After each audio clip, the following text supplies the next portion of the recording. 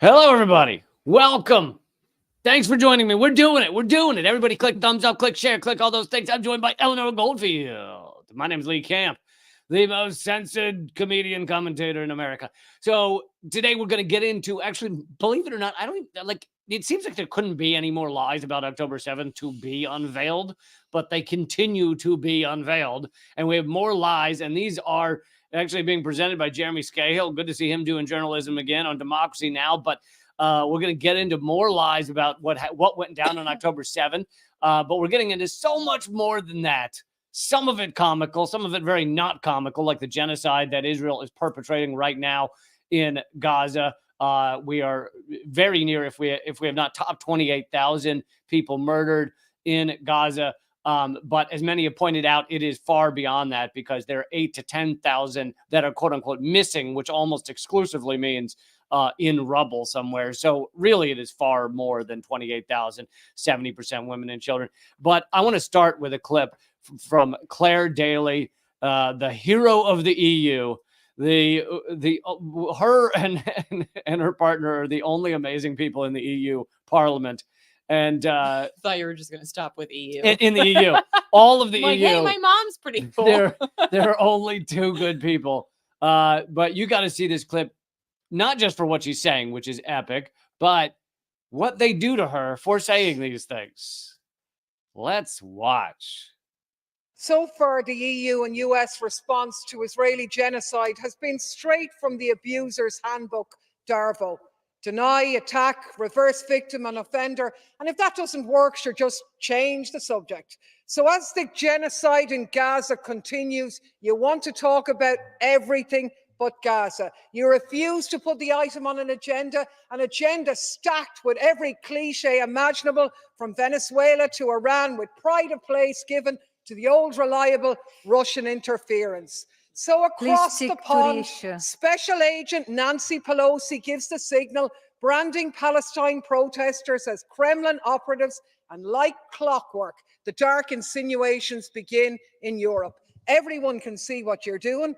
It's tedious, it's predictable. You've been doing it since 2016, and it isn't going to work anymore. The mass movement is focused like a laser on genocide. Everyone knows it's happening, and Europe is... I'm sorry, this is a debate with a title, and so you should stick to the issue. Thank you. So what was the issue? It doesn't matter. They cut off. No, I'm just curious, like, what the ridiculous issue was. Not because it matters. The point was, her point was, they will not allow Gaza to be on the list. No, I know that's the point. So, I was just curious. But look at the exact word. I know. As she says, we will not remain silent. You've been doing it since 2016, and it isn't going to work anymore. The mass movement is focused like a laser on genocide. Everyone knows it's happening, and Europe is... will not be silenced. Literally, as they turn off her mic, she's saying, we will not be silenced. Like, how ridiculously genocidal, pro-genocide maniacs do you have to be to cut off her mic in the middle of that speech? I mean, Europe was doing it before the US was even a thing, so... Covering up genocide, you mean? Doing it and covering it up, yeah.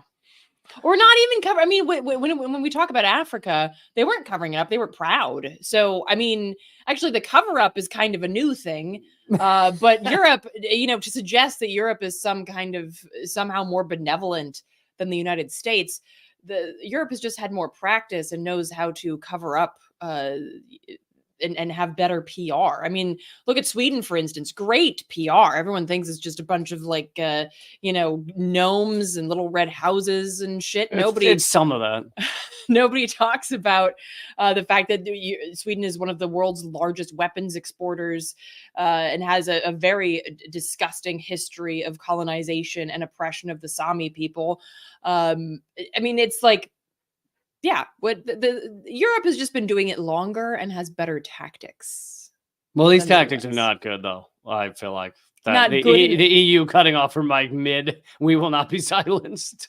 I mean, it's not good in the sense that it's like the right thing to do, but I mean, that's what that's what superpowers do. Yeah. And the EU as a singular entity being a superpower, I mean, they just silence people. That's what they do. So Anyway, I wanted to highlight that video both because of the insanity of them covering her up, cutting off her mic, but also her wonderful words that she's just always based, as the kids say. like freebasing.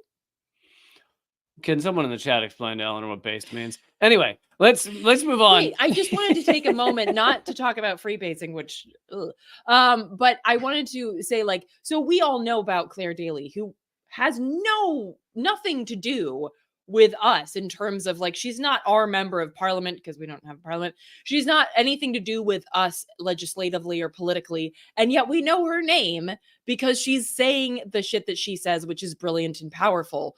Which means two things. One, nobody else in the EU is saying these things. And two, perhaps more importantly, nobody in the US political system is saying these things, because if they were, we'd know their names. So we actually know I mean, I feel like a lot of people are like, I didn't even know there was a European Parliament. Like, Yeah, like we're yeah. learning all kinds of things Totally. because of Claire Daly. And so, yeah. Anyway. Yeah, she's awesome and epic and based. Anyway, Stop saying that unless you're going to explain it. it means Do you even correct. know? You It don't means even correct. know. It means correct. Okay, so You don't know.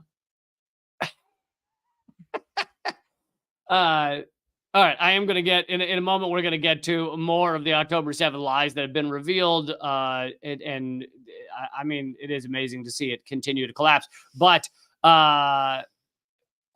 you wanted to cover this story, which was the most excited I've ever seen you be for an electoral politics story. You are not into electoralism, don't give a shite, and yet this one you cared about. I really did care about it. Also, I wish Abbott and Costello were still alive because this would make an amazing bit. Nikki Haley lost to none of these candidates. Well, who were the candidates? No, none of these candidates. Well, who were the candidates? Literally lost to none of the candidates. Another good one I've been seeing is none of the above. she is second to none. In the Nevada primary, Nikki Haley came in around 30%, whereas the option, which for some reason has been an option on the Nevada ballot, the primary ballot since 1975, is none of these candidates. None of these candidates got 60%. She legit lost by like 30% to none of the above, which is pretty amazing. It takes quite an effort. So amazing. Again, if I were her, I would quit my job in politics and I would come out with an album called Second to None. I feel like that's like losing the election to just like a poop stain where people have wiped their ass with the ballot. Didn't somebody, like, this was years ago, but somebody lost to a dead guy who like died during the Yes, campaign? That has happened. That's awesome. At least one or two people have lost to So dead awesome. folks. Let's see. We got a donation. Thank you so much for the donation. This is the 200 plus episodes. Yay. For the 200 plus episodes of Redacted Night, I legally downloaded and I'm still enjoying. Good Awesome. job. Awesome. Well Thank you. played. Thank you, 11th hour. All right, let's get though to this story of the ongoing genocide in Gaza that our government now seems rather intent on basically largely ignoring. I mean, you'll see articles here and there about, Biden says civilians should be taken care of. Blinken gave a speech in Israel saying we should care about those, men, women, and children, etc., while the U.S. continues to perpetrate and facilitate this genocide in Gaza. It is the dictionary definition of genocide. And do you want to read this quote first, or shall I go to... Whatever you're feeling. Let's go ahead and jump to, we'll go to do the quote in a moment. Let's jump to, so Jeremy Scahill, Intercept. And, I feel like we haven't heard much import from Jeremy in a while, but he did do the amazing work on Blackwater, revealing Blackwater years ago. And anyway, he has come firing.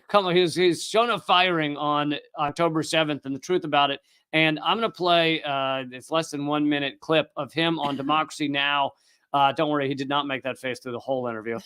But he actually, I should say before I play this clip, because he doesn't mention it in the clip, that he talked about how finally we now have the number of babies that died in October 7th or were murdered in October 7th, because we know that one of the biggest propaganda lies was, oh, all these babies were executed, babies were shot, execution style, babies were hung from laundry lines, all What? this.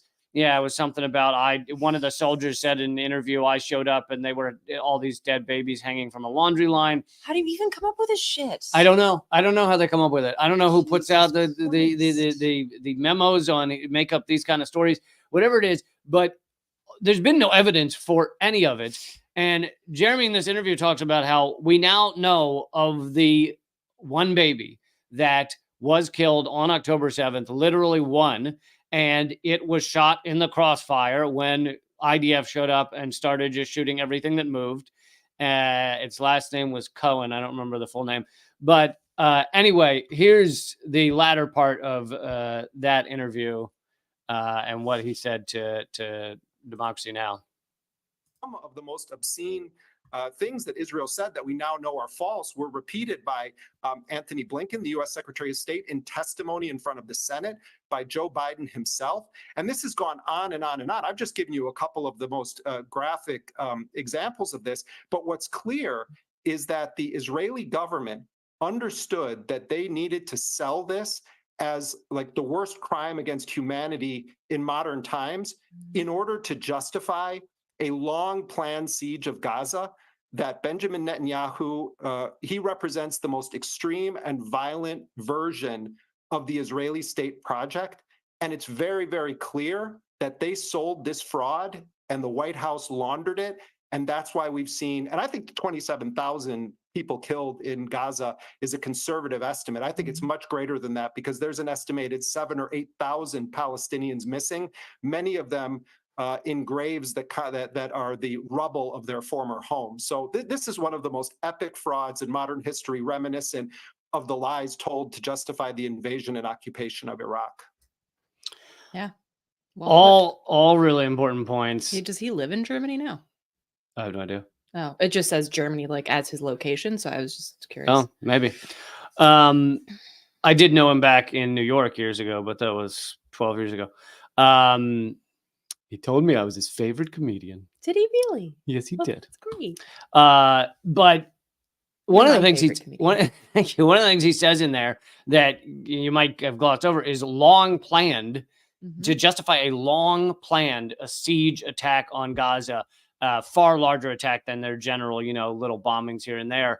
And it was long planned. And in fact, they knew about October 7th. Whether they facilitated it or not, perhaps is a debate, but they knew about it, according to the New York Times and other outlets, for at least a year. And many soldiers have come forward and said they also saw all the strange movement or plenty of it going on near the border in the days before October 7th. Those lower level soldiers, ran it up the chain of command and no one seemed to care. Proper channels, as it were. The proper channels, as it were, exactly. And no one seemed to care. And so Israel put forward all of these lies to try and make October 7th be something far worse than it was, even though what it was, would have at least given them some goodwill for a while if they hadn't gone just straight into full genocide mode. And I wanted to just real quick go through some of the list. They revised the number of dead down from 1,400 or 1,600 down to 1,200 because several of the Hamas militants were in the piles of burned bodies because guess what? They didn't burn the bodies. If you're in the piles of burned bodies, you're not the one doing it. There were countless cars at the music festival with bullets that burned that they wanted to then bury under the guise of Yeah. environmentalism. Environmentalism. You know how it is. You've never buried a car to take care of the environment? Well, I burn it and then I bury it just to make sure that all that burnt shit gets in. I want it as close to the good groundwater for- as possible. Plants crave it. Yeah, they do. Isn't that what they say on Idiocracy? Plants crave it. Families of victims of the music festival are suing the Israeli government for basically killing their family members. Israel's own investigation found that Hamas fighters did not know about the music festival ahead of time. They stumbled across it, and then the exits were shut off, according to witnesses. there's a lot more. I'm not going to read them all, but Also, just looking at your notes here, many of the survivors of the festival said that they were shocked to see Israeli police firing at them. I imagine you would be. Yep. And they assumed first that Hamas was wearing Israeli uniforms, which no, just no. yeah, no, now they've said that it's obvious they were not wearing Israeli uniforms because they didn't know about the music festival or any, like, there's no evidence that they wore any Israeli Well, and also they uniforms. would have no reason to. They weren't trying to like sneak into the music festival. Like they were breaking out Right. of an open air prison. You don't need to dress up like it doesn't make any sense. And thank you, duly noted, for the donation. You make a point, and this has to do with the ceasefire that just happened. You said, has the IDF explained exactly how they'll know they defeated Hamas When there's no one left alive. when there's no one left? And this is a great point because the ceasefire, there was just another meeting to discuss ceasefire, and Israel shot it down, no pun intended, but did not agree to the ceasefire. Because Israel doesn't want a ceasefire. They want to continue the ethnic cleansing. They want to continue the genocide. And exactly to your point, they say they're not going to stop until they defeated Hamas, but they are giving no way that they would ever show you they've defeated Hamas except killing every Gazan or Well, and they don't need to because the U.S. just says, okay, whatever you say. yeah, They're not accountable to anybody. Yeah, they're not accountable to anybody. And then one more point here on all the truth about October 7th. Everyone in Israel serves in the military for at least 2 years. This means that most adults are trained soldiers and often have guns, even when they're no longer in service. God, I got to stop using that word. Even when they're no longer in the IDF. In such a scenario, the term civilian becomes rather cloudy when you've got military veterans with arms. What constitutes as a civilian? Obviously, the children do, but some of these that we're told are, 600 some civilians, it becomes very cloudy. And well, especially like even if you just were to take the IDF out of it, and I know that this is specifically in the West Bank, but I'm sure it's other places as well. Like specifically in the West Bank, Ben-Gvir has been giving arms to the settlers in the West Bank so that they can shoot at Palestinians. So the idea, and I mean, I don't know about you, but I don't oftentimes just get weapons from the US government so I can shoot at indigenous people. Maybe back in the day, that was something that happened in the US, but not anymore. oh, that was totally something that happened in the US. I know it was a joke, but like this is what's happening in Israel. So it's important to recognize that when we talk about settlers and, in these areas, you shouldn't have the same idea that you have when we're thinking about like ourselves as settlers, right? These are people that are oftentimes being armed by the Israeli state and have moved into these places with full knowledge of what they're doing and why they're doing it and are actively part of kicking these people out of their homes. Like you'll see videos. There are videos of Israeli settlers coming in and literally like dragging people out of their homes backed by the IDF. So the idea that these settlers were just like these, cute old ladies knitting and were caught in a crossfire, that is not the appropriate picture that you should have in your mind. And here's yet more news about October 7th. A new investigation by Israel's Kan News revealed that dozens of Israelis lied, claiming they had attended the Nova Music Festival on October 7th to earn dozens of thousands of shekels as compensation. The investigation stated that the individuals in question presented false evidence, claiming that they were victims of the Palestinian resistance. This raises questions about whether Israel used such false evidence to support its narrative of October 7th. I mean, of course they did. But which is also there you go really again. convenient to offer people a shit ton of cash to say they were there and then use them saying that as proof that there were way more people there. Thank you, Janice, so much for the donation. Netanyahu got it. Claims the IDF has killed 20,000 Hamas terrorists, as if all those people killed are even babies are somehow terrorists. Well, what was It's this absolute nonsense. piece of shit that was it Medea who was questioning the other day that said that those Excuse me, babies we prefer tip of a turd to keep it clean for the kids. that those babies aren't as innocent as you think? What did he Yeah, say? Representative Mast, I played that clip a couple of days ago, said to Code Pink that they said, what about the babies? And he said, those babies aren't as innocent as you think. basically the babies are terrorists. Like, well, and here's the thing, this is the mentality. Like, people feel that they're not even innocent babies because they will be raised to be terrorists, so what you should do is kill all the children as well. I mean, I Also want to thank Makik9 for the donation over on Rumble. Truly appreciate it. You guys are rocking the donations today. Thank you so much for helping keep this channel going. Even though we are very, very, very, did I mention very suppressed and censored? Do you want to read this quote real quick by Bertrand Russell? Because I feel like it goes to show there are some people, the smartest people, who have understood what Israel is for decades and decades. This didn't start yesterday. No, and actually, if I may, before I read that quote, I'd like to recommend, if you'd like to be part of the Eleanor Book Club, which right now is just me and an angry octogenarian cat. I'd love to be part of the Eleanor Book Club. Oh, well, you're welcome. You're welcome to join. The 100 Years War on Palestine by Rashid Khalidi is an amazing book that is so jam-packed with information that really, I think, makes the important point of highlighting that this is not something that started in 1948. I mean, it's obviously not something that started on October 7th. I think everybody here knows that. But it's not even something that started in 1948.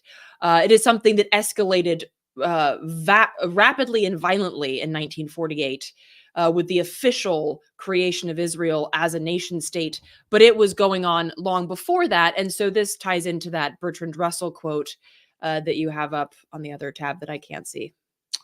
Okay, give me a second. I am working on it. So Bertrand Russell, totally rad political philosopher that I recommend you also read. But so he was talking about this in 1970, which was, basically like 22, 23 years after the founding of Israel as a state. And he said, quote, for over 20 years, Israel has expanded by force of arms. After every stage in this expansion, Israel has appealed to reason and has suggested negotiations. This is the traditional role of the imperial power because it wishes to consolidate with the least difficulty what it has already taken by violence. Every new conquest becomes the new basis of the proposed negotiation from strength, which ignores the injustice of the previous aggression. This aggression committed by Israel must be condemned, not only because no state has the right to annex foreign territory, but because every expansion is an experiment to discover how much more aggression the world will tolerate. Well put. I love that last part as this is kind of like a test of how much they'll tolerate. And you're seeing Israel and the U.S. at various times testing, can we violate war crimes laws? And what will happen? Will the world stand up? Is committing a war crime? Does it matter? And Israel's just straight up bombing hospitals now. They've just decided. Well, and I'd also like to point out that this quote was also very prophetic, because if you look at, for instance, again, going back to the 100 Years War in Palestine, Khalidi outlines like how when they had, for instance, these quote unquote peace talks in the early 90s, that there were preset terms.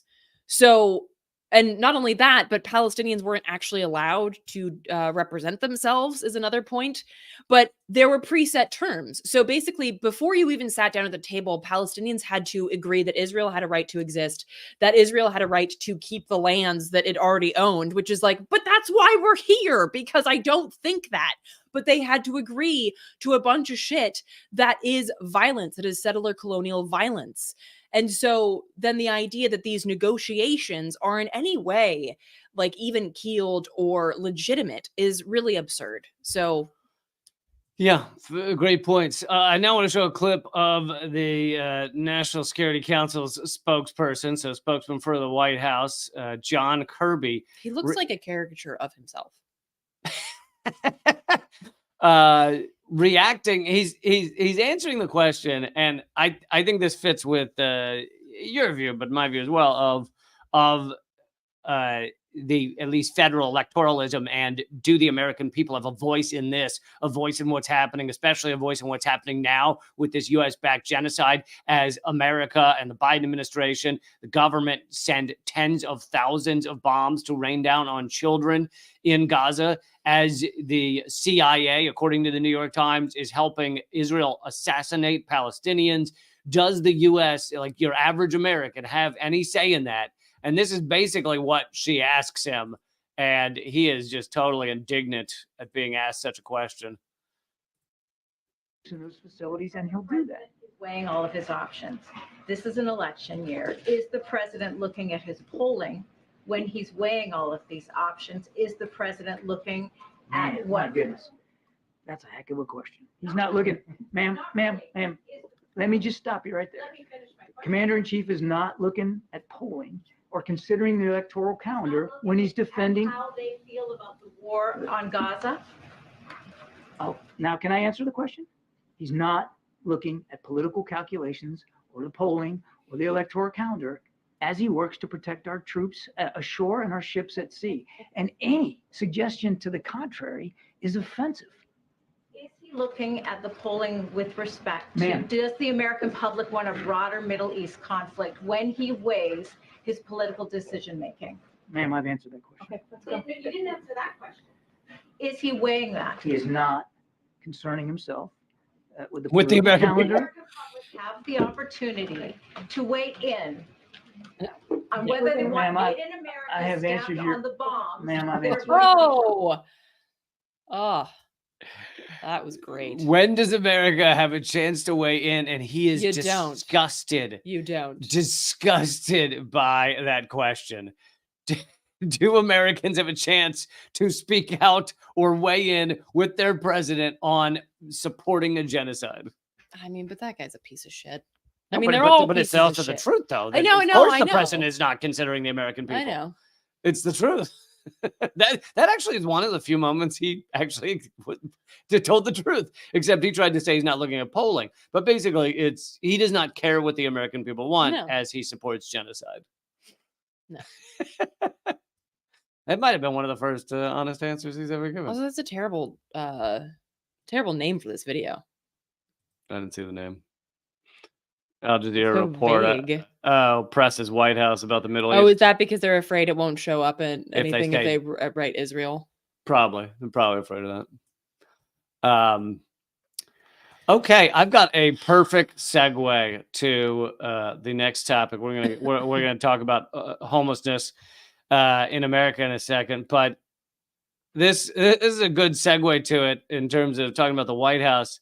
And I don't normally highlight people's tweet responses, but this was damn good. Nearly 6 months after the Lahaina fire in California, 5,000 survivors remain in hotels. And the response was, I guess Biden won't help you get a new house unless you're taking it from a Palestinian. That account, by the way, holding Biden accountable is a really good account. There's some gold in there. But I love that response because it's so true. Biden will help you genocide people to steal their homes, but he will not help people get homes who have lost everything in climate crisis fires in California. Well, and fires that were also created by colonialism. Let's not forget that. Because the creation of these sorry, did I say massive, California? I meant Hawaii. Sorry. the creation of these massive tourist traps, destroying the natural ecosystems that would protect against wildfires, meant that these fires raged and ravaged and basically had nothing but kindling in front of them. So this was a classic case of not just ecocide, but ecocide driven by colonialist capitalism. So, Yeah. but yeah, Good I think points. And folks, I did an interview a while back with folks from Maui Mutual Aid, and you should check out Maui Mutual Aid if you like updates. I think just like the issue of Palestine, just like a lot of issues, like it's very easy for us to feel like we want to move on, like we've had enough. It's too much. But again, people are still very much suffering because of this. Meanwhile, like tourism is totally back on Hawaii. Like people are having a blast and don't give a shit about what it's doing to the local people. Yeah. But yeah, I would check out Maui Mutual Aid for sure and support them if you can. And if you're wondering how the United States got Hawaii, we basically literally held a gun to the chief's head and said, sign this thing that says you'll have a vote that we'll rig that gives us Hawaii. I mean, So that's basically what we do. What is I'm sorry. Okay. I don't know what to tell you. All right. So speaking of Biden not putting people in homes, and of course it goes the same for the Republican president. So let's not pretend it's just Biden. It's all of them. It's all these sleazeballs. But let's talk about homelessness in the U.S., which has hit a record high. Well, can I start with this bill first? Oh, yeah. Just because I'm going to lead, it's kind of like how Guns N' Roses always opens with Welcome to the Jungle. You start with like the heavy hitting, the song that's the heaviest. I don't know what's happening, but sure. Yeah, you start with the song that's So gonna, it's the the Kentucky? Kentucky. Yeah. Oh, you're going right in there. That's my point. Yeah. You start heavy and hard. This is like showing up on a first date and just going for the tongue kiss. Tongue kiss is not even that big of a deal. I thought you were going to say First anal or date, something. you've just met the person. So we kissed You- on our first A- date. Anal, you walk up and open the door and start anal? Wow. All right. No, but you and I kissed on our first date. What are you, 10? Come on. I think the anal thing would be a little bit I too said much. show up. All right, go ahead. I'm just, look, what are you, Mormon? Okay. So I also like how this is phrased, Kentucky Republicans, like it's just a Republican problem that hates unhoused people. So Kentucky politicians, let's say, propose a bill to allow, quote, deadly physical force on homeless people by homeowners. No, you didn't hear that wrong, folks.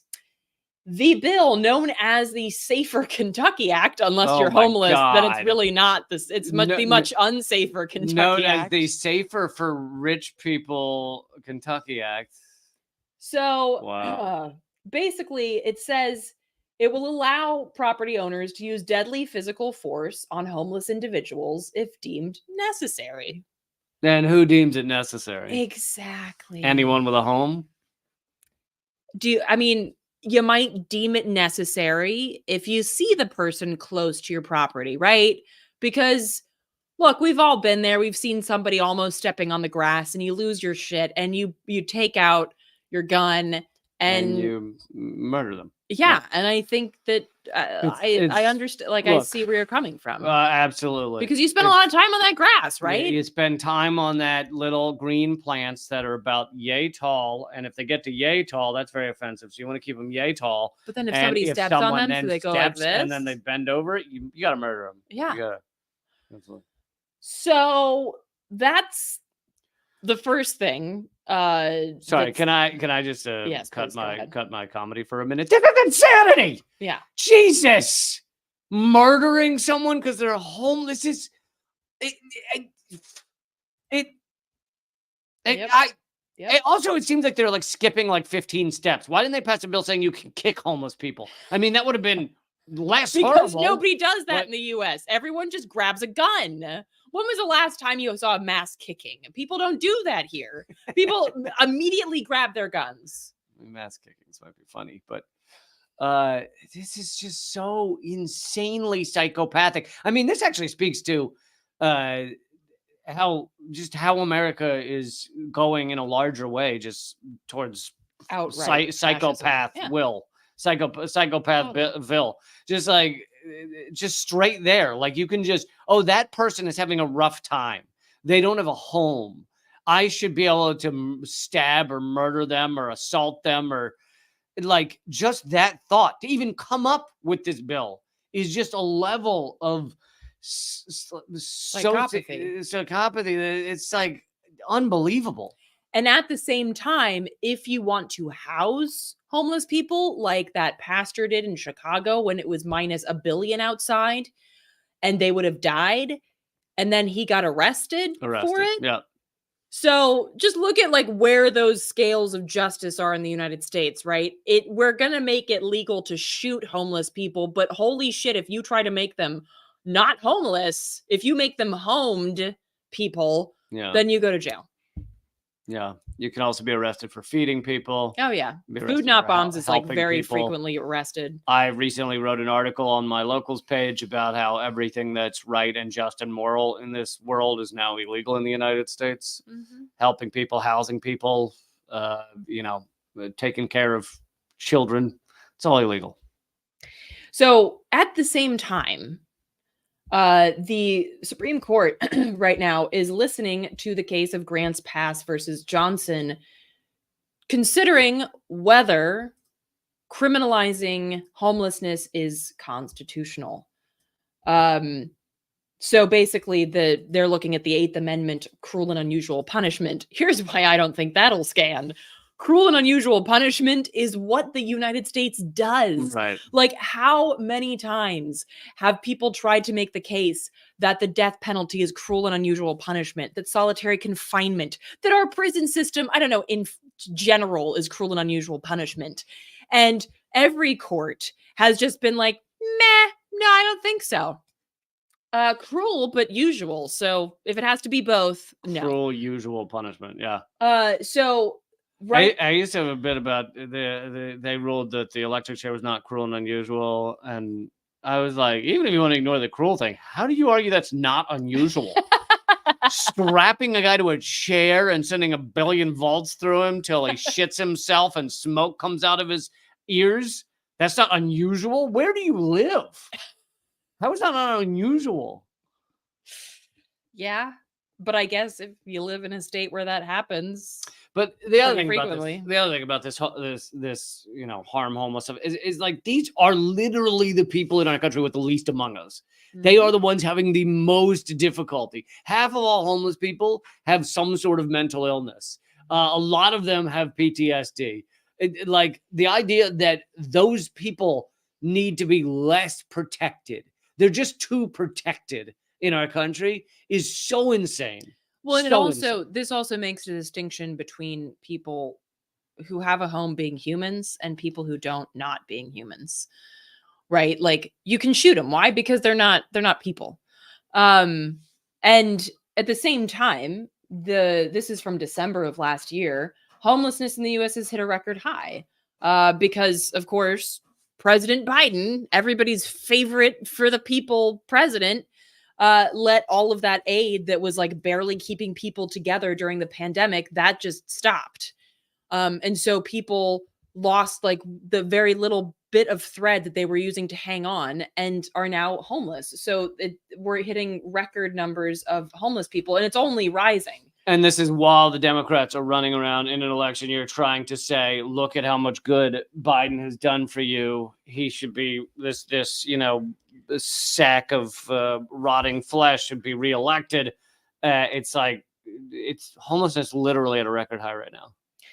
And again, it's only going to continue to rise. And like I'm sure a lot of people listening to this understand this, but you are 1 or 2 emergencies away from being homeless. We all are, unless you happen to have a trust fund. But we're all like 1 or 2 emergencies away, usually medical, right? Emergencies away from being homeless because there is no help in this system. There is no support in this system. So again, like just the idea that we can other these people to the point where we think it's okay to shoot them is even more remarkable when you think about the fact that 99% of us are like that close to being homeless. And so this is absolutely abhorrent. And I definitely hope that people in Kentucky are fighting this with regards to the Supreme Court ruling. I doubt we'll see anything there. I mean, homelessness is already criminalized in a lot of places, if not like by putting people in jail. At the very least, you're allowed to just move them at will. I mean, I can't tell you how many times I've heard from folks from North Carolina to California to Washington State to DC about homeless sweeps where they literally like sweep people away as if they're trash. and wherever they end up, that's fine. Just And- as long as you're not here. And in DC, where you were working to help some homeless folks at a camp, the cops bulldozed the tents and ended up severely harming one of the homeless people who was in one of the Still in the tents, tent, yeah. still in the tent while they were bulldozing the tents. So a couple of things real quick. We're about to get to that story. That story, 'Cause right? it's related. No, I know, but we got to do it sometime.